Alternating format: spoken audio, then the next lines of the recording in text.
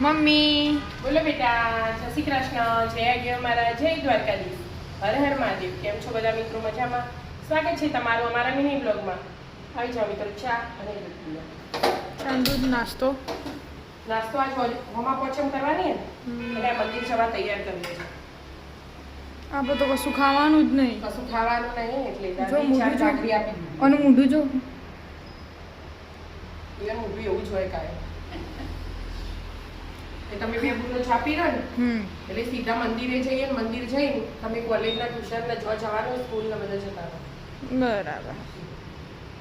અને હું ઘેર હોય પછી હું આવીને ચા પીઉં. કશું ખવાય ના. આજે તો ખેતરમાં ઉગેલી કશી વસ્તુ ના ખવાય એટલે કશું જ ના ખવાય. ભગવાનનું તો પેલા આપણે ઉપવાસ કરતા હોય ને તો આમ મનથી કરીએ પણ સિંગ દાણા એવી એ તો ખવાય, તો કશું જ ના ખવાય. વિદ્યા કશું જ ના ખવાય. ના હો બીજા હોમ રોજી અને ખીર કરી એવું હોમું નહીં ભાવતું અમને ખીર એટલે. ખીર નહીં ભાવતું.